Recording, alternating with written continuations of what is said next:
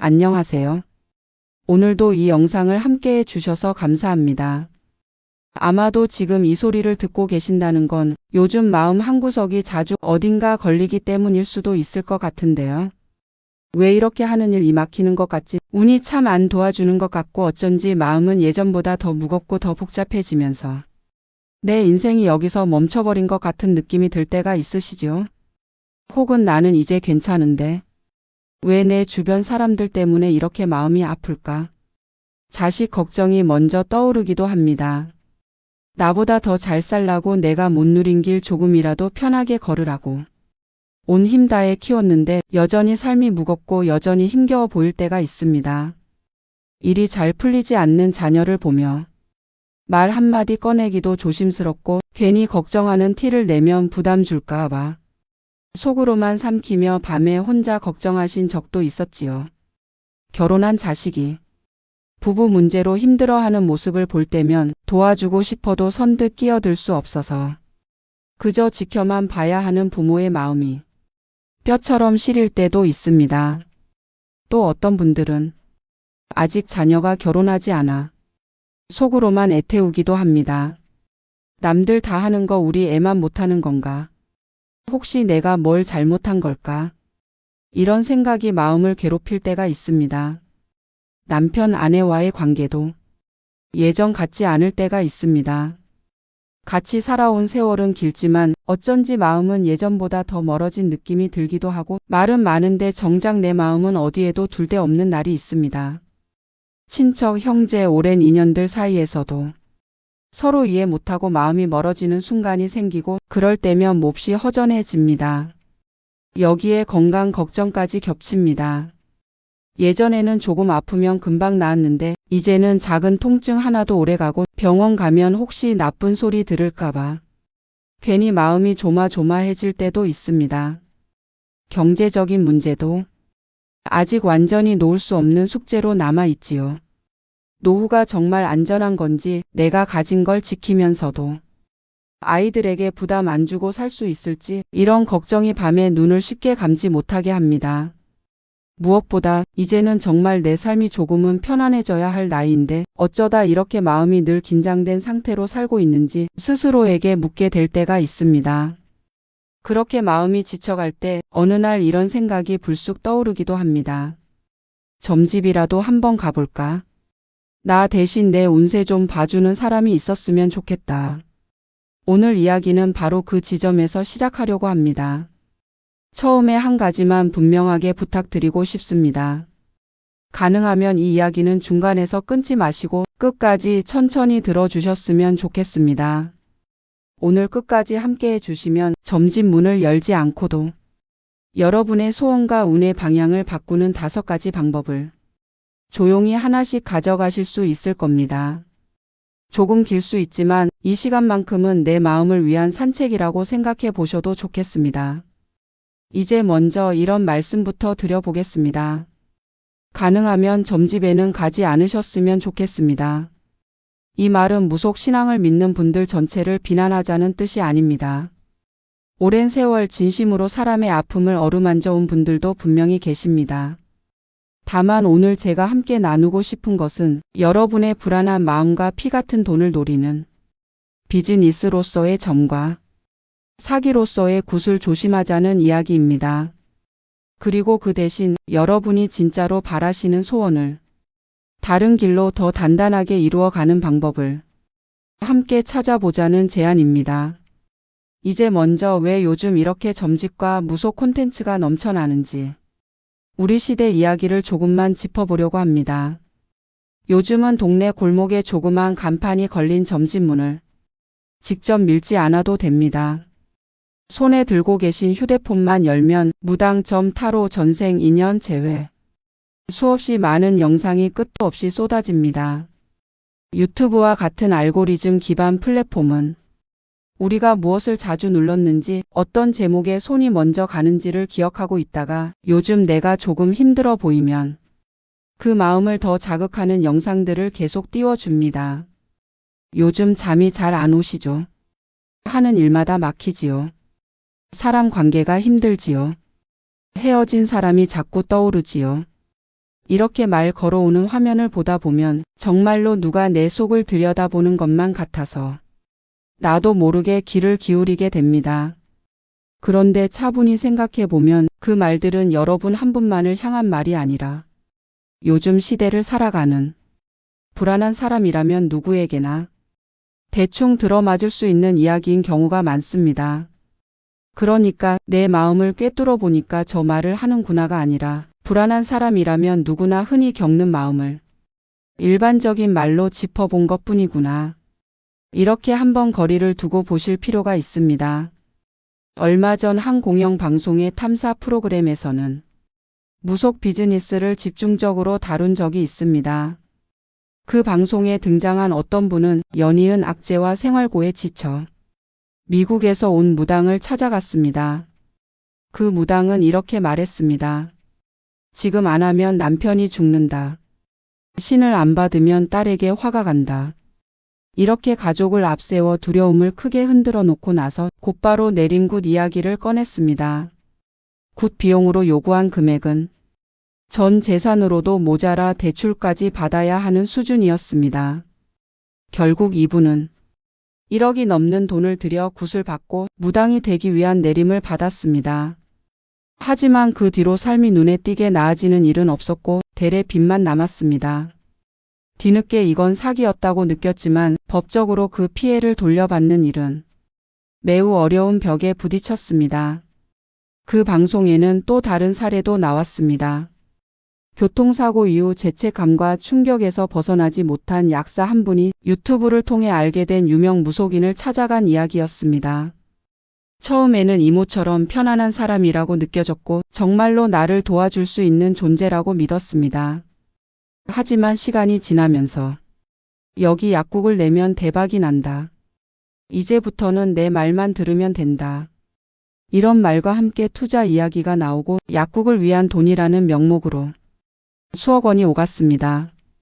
1년 반 사이에 이분이 그 무속인에게 넘긴 돈은 10수억에 이르렀고 집 안에는 CCTV가 설치되어 하루 종일 감시를 받는 상황까지 이어졌습니다.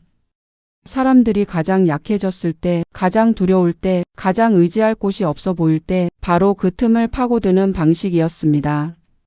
이런 피해는 비단 한 세대만의 이야기가 아닙니다. 요즘은 젊은 세대에게 재회굿이라는 이름으로 다가가는 경우도 많습니다. 헤어진 연인을 다시 만나게 해준다. 떠나간 사람의 마음을 되돌리게 해준다. 이렇게 말하면서 수백만 원, 수천만 원에 이르는 기도비와 치성 비용을 요구합니다. 한 청년은 그 사람들이 보여주는 후기와 사진을 믿고 4천만 원이 넘는 돈을 치성비와 상담료로 지불했습니다. 하지만 시간이 지나도 전 연인에게서 연락은 오지 않았고 신이 더 큰 치성을 원한다. 이번에는 산에 가서 제를 지내야 한다. 이런 말과 함께 추가 비용만 계속해서 요구받았습니다. 사진 속 제단에는 비닐도 뜯지 않은 과일과 이름표 하나 없는 쓸쓸한 상이 놓여 있었을 뿐이었습니다. 또 다른 방송과 인터넷 영상에서는 유튜브에 올라오는 무속 콘텐츠 가운데 일부가 사실은 대본에 따라 배우들이 연기하는 연출된 장면이었다는 내용도 다루어졌습니다. 화면 아래에는 실제 사례라는 글자가 뜨지만 실제로는 사전에 짠 줄거리와 대사에 따라 무속인과 출연자가 연기를 하고 있었던 것입니다. 이런 영상들은 사실상 무속인을 위한 광고 역할을 하지만 연출이라는 사실을 일절 알리지 않았습니다. 시청자들은 있는 그대로 믿고 찾아갔다가 국가 부적 투자 약속 등으로 적지 않은 피해를 보는 일이 벌어졌습니다. 인터넷에서 한 경제 소비 관련 채널은 무당이 대출을 해서라도 신내림 굿을 받으라고 하는 이유라는 제목으로 무속 비즈니스 구조를 분석하기도 했습니다. 요지를 정리하면 이렇습니다. 신내림 굿을 받으려는 사람은 1,000만 원에서 억대까지 굿 비용을 지불합니다. 그 후에 재단 차리는 법, 손님 받는 요령, 의식 진행 순서를 배우는 과정에서도 또다시 적지 않은 돈이 들어갑니다. 이렇게 신내림을 받은 사람은 굿을 해준 무당의 제자가 되고 나중에는 또 다른 사람에게 당신도 신병이다. 신을 받지 않으면 큰일 난다. 이렇게 말하며 신내림 굿을 권하게 됩니다. 굿을 받은 사람은 다시 제자를 받는 사람이 되고 위에 있는 사람은 아래에 있는 사람들에게서 각종 비용을 받는 구조. 이 과정을 보고 많은 시청자들이 이건 거의 다단계와 다를 바 없다. 이런 반응을 보이기도 했습니다. 또 한편으로는 정식 통계조차 제대로 없지만 무속인 단체에 등록된 사람들은 수십만 명에 이른다는 이야기도 있습니다. 하늘에서 내려온 특별한 신기를 가진 사람보다는 먹고 살 길이 막막해서 무속인의 길을 택하는 사람이 더 빠르게 늘어나는 흐름도 적지 않게 지적되고 있습니다.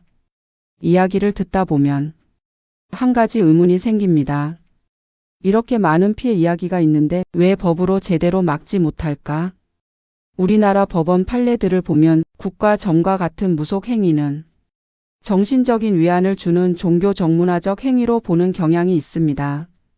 그래서 하늘이 도와준다, 조상신이 돕는다 같은 말은 과학적으로 검증할 수 없기 때문에 거짓이라고 단정하기가 어렵다고 보는 것입니다.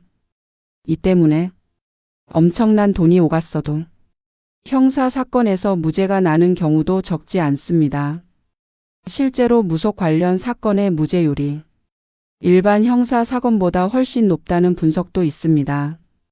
결국 가장 억울한 자리에 서게 되는 사람은 가장 불안한 순간을 견디지 못하고 무속에 기대었다가 돈과 마음을 동시에 잃어버린 보통 사람들입니다. 이쯤에서 우리는 한번 숨을 고르고 다른 질문을 던져볼 필요가 있습니다. 그렇다면 나는 어디에서 소원을 빌고 어디에서 운의 방향을 바꾸어야 할까? 오늘 영상의 제목이 점집 가지 말아라 이렇게 하면 소원 다 이루어진다이지만 제가 드리려는 말은 어디에 가면 횡재가 터진다는 이야기가 아닙니다. 오히려 그동안 무속 비즈니스가 파고들었던 우리 마음의 빈틈을 차분히 살펴보고 그 자리를 다른 방식으로 채워보자는 제안입니다. 이제부터는 여러분의 정신적 에너지와 운의 흐름을 뿌리째 바꾸는 5가지 방법을 하나씩 나누어 보려고 합니다. 마치 잠들기 전에 듣는 수면 이야기처럼 천천히 귀 기울여 주셔도 좋겠습니다. 이제 첫 번째로 소원을 막연한 한숨이 아니라 구체적인 문장으로 바꾸는 연습에 대해 이야기를 들려드리려고 합니다. 많이들 이렇게 말씀하십니다. 잘 살고 싶어요. 건강해지고 싶어요. 이 답답한 마음이 좀 나아졌으면 좋겠어요. 이 말들은 마음 깊은 곳에서 올라온 진심이라서 너무 소중합니다. 그런데 우리 뇌와 몸 입장에서 보면 뭘 어떻게 해야 할지 길이 애매한 기도문이기도 합니다. 그래서 불안만 커지고 누가 내 인생을 대신 좀 봐줬으면 좋겠다는 생각이 같이 따라붙습니다. 이때 아주 작은 변화 하나가 필요합니다. 잘 살고 싶다를 올해 안에 나의 월 지출과 수입을 한번 정확히 적어보고 불필요한 비용을 한 가지 줄이겠다로 바꾸어 보는 것입니다. 건강해지고 싶다를 앞으로 석 달 동안 일주일에 3번 20분씩만이라도 꾸준히 걷겠다로 바꾸어 보는 것입니다. 마음이 편안해지고 싶다를 한 달에 한 번은 나를 있는 그대로 들어주는 사람과 식사를 하면서 마음 이야기를 나누겠다로 바꾸어 보는 것입니다. 점집에 가서 올해 제 운세가 어떨까요? 라고 묻는 대신에 종이 한 장을 꺼내 나는 올해 내 삶에서 무엇을 한 가지 바꾸겠다라고 짧게 적어 보는 것입니다. 어느 철학자는 원하는 삶을 종이에 쓰는 순간 운명과의 대화가 시작된다. 이런 말을 남기기도 했습니다. 운이라는 것은 하늘에서 번개처럼 떨어지는 것만이 아니라 내가 적어둔 문장을 따라 조금씩 방향을 틀어가는 힘이기도 합니다. 오늘 잠들기 전에 혹은 내일 아침에 조용히 한 줄만 적어 보셔도 좋겠습니다. 나는 올해 내 건강을 위해 이것 한 가지는 꼭 바꾸겠다. 그 짧은 문장이 점집에서 듣는 그 어떤 말보다 여러분의 인생에 더 큰 영향을 줄 수도 있습니다. 이제 두 번째로 나는 운이 없는 사람이다라는 낙인을 천천히 지우는 이야기로 넘어가 보려고 합니다. 살다 보면 이런 말이 입 밖으로 튀어나올 때가 있습니다. 나는 정말 팔자가 세다. 나는 하는 일마다 안 된다. 이 나이에 무슨 희망이 있겠냐? 이 말들은 스스로를 벌주려고 하는 말이 아니라 그동안 겪어온 마음고생이 쌓이고 쌓여 흘러나온 넋두리에 가깝습니다. 그래서 저는 이런 말을 하셨다고 해서 누구를 탓하고 싶지 않습니다. 다만 이 말을 너무 자주 너무 오래 되뇌다 보면 우리 마음이 단단하게 굳어버립니다. 새로운 씨앗이 들어갈 흙이 딱딱하게 말라버리는 것과 비슷합니다. 쇼펜하우어라는 철학자는 고통은 인생의 본질에 가깝다라고 했습니다. 조금 냉정한 말 같지만 이 말의 다른 면을 보면 그래도 여기까지 버텨온 존재는 이미 대단한 힘을 가진다라는 뜻도 함께 숨어 있습니다. 그래서 오늘만큼은 이렇게 문장을 살짝 바꾸어 보면 어떨까요? 나는 실패한 인생이 아니라 여기까지 견뎌온 인생이다. 나는 운이 없는 사람이 아니라 운이 따르지 않아도 버텨온 사람이다. 나는 늦은 나이가 아니라 지금부터 다시 살아볼 시간이 조금은 남아있는 사람이다. 니체는 너의 상처를 부끄러워하지 말고 내가 살아남았다는 증거로 삼으라는 말을 남겼습니다.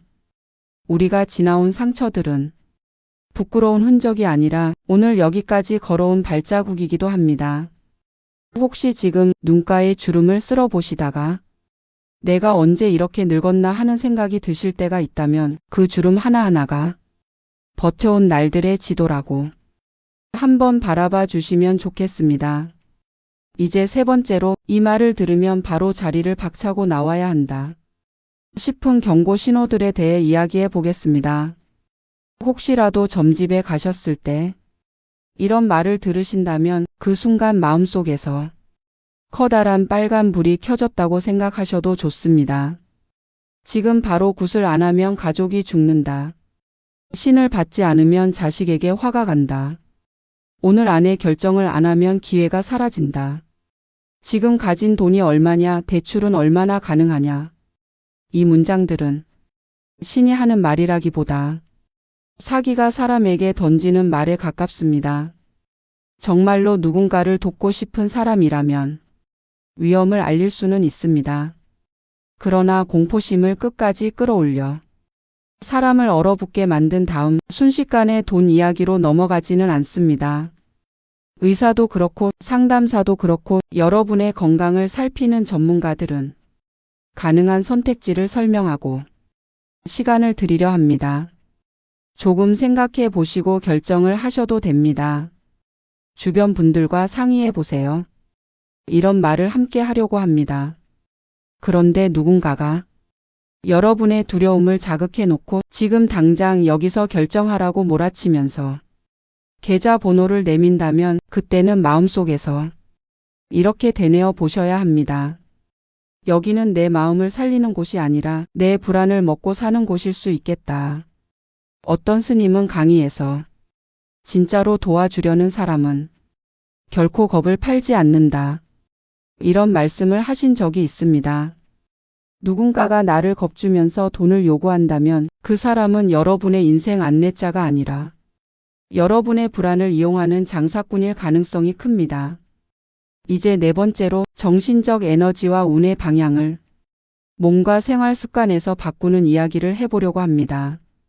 많은 분들이 생각을 바꾸면 인생이 바뀐다는 말을 듣고 머릿속에서 열심히 긍정적인 생각을 하려다가 오히려 더 피곤해지는 경험을 하셨을 겁니다. 에픽테토스라는 철학자는 우리에게 일어나는 일보다 그 일을 어떻게 받아들이느냐가 중요하다고 했지만 그 태도조차 몸이 지치고 마음이 고갈되면 유지하기가 참 어렵습니다. 그래서 저는 운의 방향을 바꾸는 힘이 머리보다는 몸에서 먼저 시작된다고 믿습니다. 하루 종일 집 안에만 계시다가 문득 창문을 열고 찬 공기 한번 깊게 들이마시는 일, 무릎이 성치 않더라도 집 안 복도라도 천천히 왕복으로 한 번 더 걸어보는 일, 잠자리에 들기 전에 오늘 고마웠던 순간 3가지만 조용히 떠올려 보는 일, 이런 움직임들이 겉으로 보기에는 사소해 보여도 우리 안의 흐름을 조금씩 바꾸기 시작합니다. 어느 노 철학자는 하루를 바꾸는 가장 확실한 방법은 아침에 10분을 바꾸는 것이다라고 말했습니다. 눈을 뜨자마자 핸드폰을 들고 불안한 뉴스와 자극적인 영상을 보느냐, 아니면 창밖의 빛을 한번 바라보고 물 한 잔을 천천히 마시면서 오늘 해야 할 일 한 가지를 정리하느냐, 이 선택이 그날 하루의 운을 정하는 아주 작은 분기점이 됩니다. 운이 좋아진다는 것은 어떤 큰 기적이 하늘에서 떨어지는 상태가 아니라 짜증과 원망과 두려움의 시간보다 감사와 안도의 순간이 조금 더 많아지는 과정일지도 모릅니다. 어느 날 문득 이런 생각이 들 수 있습니다. 예전 같으면 벌써 화를 냈을 텐데 오늘은 한번 숨을 고르고 넘어갔네. 예전 같으면 혼자 이불을 뒤집어 쓰고 울었을 텐데 오늘은 한 사람에게라도 마음을 꺼내 보았네. 이런 작은 차이가 정신적 에너지를 바꾸고, 사람들은 그 변화를 보고 요즘은 그분 기운이 좀 달라졌다, 운이 풀리는 것 같다라고 느끼게 됩니다. 이제 5번째로, 정말 힘들 때 어디로 가야 하는지에 대한 이야기를 잠깐 나누고 마무리해 보려고 합니다. 살다 보면 정말로 누군가의 도움이 필요할 때가 있습니다. 몸이 자꾸 아프고 잠이 안 오고 세상이 전부 나를 미워하는 것 같고 가족과도 마음이 엇갈리고 돈 문제는 산처럼 쌓이고, 이럴 때 사람들은 누군가에게 괜찮다는 말 한마디를 듣고 싶어 합니다. 그리고 앞으로 괜찮아질 것이라는 확신도 얻고 싶어 합니다. 이 욕구 자체는 인간이라면 누구나 갖고 있는 아주 자연스러운 마음입니다. 다만 이 마음을 들고 어디로 가느냐가 중요합니다. 미래를 맞춘다고 말하는 사람, 조상신과 통한다고 주장하는 사람보다 지금의 나를 있는 그대로 들어줄 수 있는 사람을 먼저 떠올려 보시면 좋겠습니다. 신이라는 이름 뒤에 숨는 사람보다 자기 이름과 자격, 직업을 걸고 책임을 지는 사람에게 먼저 손을 내밀어 보셨으면 합니다. 정신적으로 너무 힘들다면 정신건강복지센터나 병원, 심리상담기관의 문을 두드리는 것이 점집 문을 여는 것보다 훨씬 더 안전한 선택일 수 있습니다. 경제적으로 막막하다면 신용상담, 복지상담, 지자체의 도움을 요청하는 것이 굿 비용을 마련하기 위해 대출을 받는 것보다 훨씬 더 지혜로운 길입니다. 가족과의 갈등으로 마음이 찢어질 것 같다면 혼자 끙끙 앓다가 이제는 신에게 맡기자 하며 점집을 찾기보다는 차라리 가족 상담이나 부부 상담을 한번 고려해 보는 편이 현실적인 도움이 될 때가 많습니다. 부처님의 가르침 가운데에는 스스로를 등불로 삼아라라는 말이 자주 인용됩니다. 이는 다른 누구의 말에 모든 판단을 맡기지 말고 결국 마지막 선택은 자기 안의 분별과 지혜를 따라가라는 뜻으로도 읽힙니다. 여러분의 인생의 방향키를 돈을 받는 타인의 입에 온전히 맡기지 마시고 여러분 안에서 조용히 올라오는 작은 목소리에 한번 귀를 기울여 보셨으면 좋겠습니다. 나는 그래도 여기까지 살아냈다. 나는 아직 바꿔볼 시간이 조금은 남아있다. 혹시 이 이야기를 들으시면서 이미 점집을 다녀오신 기억이 떠오르셨나요? 괜찮습니다. 그때의 나는 그만큼 외로웠고 그만큼 막막했고 누군가의 말 한마디가 너무나 절실했던 사람일 뿐입니다. 우리는 누구나 인생의 어느 지점에서는 그런 어두운 터널을 한 번씩 지나갑니다. 중요한 것은 지나온 시간을 부끄러워하는 것이 아니라 이제부터는 비슷한 방식으로 상처가 반복되지 않도록 나를 조금 더 지켜주는 기준을 세우는 일입니다.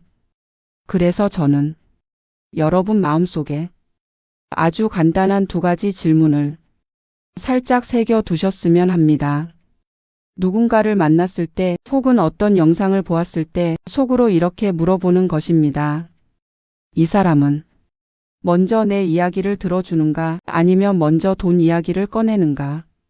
이 사람은 나를 겁주고 흔들어 놓는가 아니면 내 현실을 차분하게 바라보도록 도와주는가?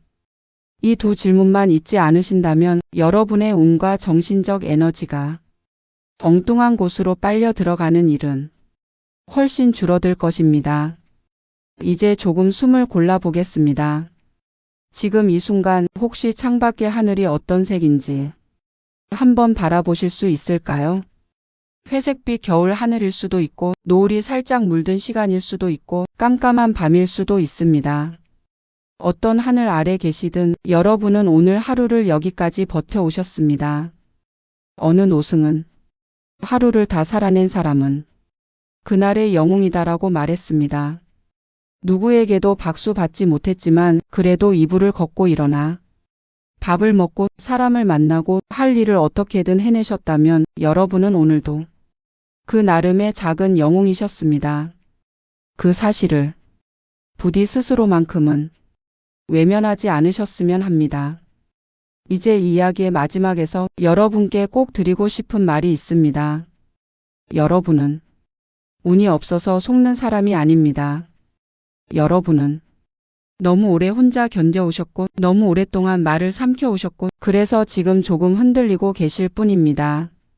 그 흔들림 때문에 점집 문 앞까지 갔다 오신 적이 있다면 오늘 이 이야기가 그 문을 다시 열지 않게 해주는 조용한 손잡이가 되었으면 합니다. 그리고 이제부터는 여러분 인생의 큰 결정을 돈을 받는 타인의 입이 아니라 여러분 마음 깊은 곳에서 들려오는 작고 진실한 목소리에 조금 더 귀 기울여 보셨으면 좋겠습니다. 나는 오늘도 끝까지 살아낸 사람이다. 나는 여기까지 온 사람이다. 나는 아직 소원을 다시 써볼 시간이 남아있는 사람이다. 이렇게 마음속으로 되뇌이시면서 내일 하루를 다시 맞이하신다면 그것이 바로 점집이 아니라 여러분 스스로가 여러분의 운을 다시 짚고 방향을 살짝 틀어주는 순간이라고 저는 믿습니다. 이제 여러분께 조용히 한 가지를 부탁드리고 싶습니다. 오늘 이 이야기를 들으시면서 떠오른 생각이나 지난 날의 경험이나 혹은 마음 한쪽에서 아직 정리되지 않은 감정이 있으시다면 따뜻한 댓글로 다른 분들과 이야기 나누세요.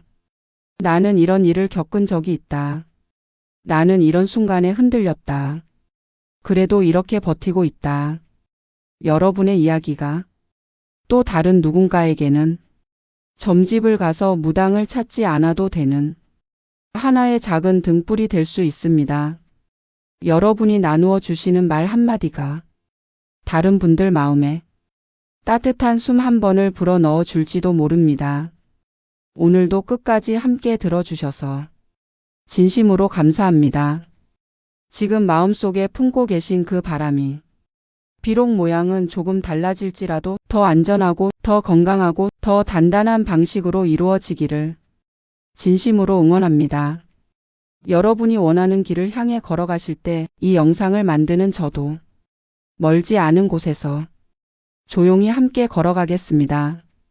오늘 하루도 수고 많으셨습니다. 오늘 밤은 부디 마음이 조금 가벼워지시고 내일은 오늘보다 조금 더 편안한 숨을 쉬실 수 있기를 바라겠습니다. 끝까지 들어주셔서 감사합니다.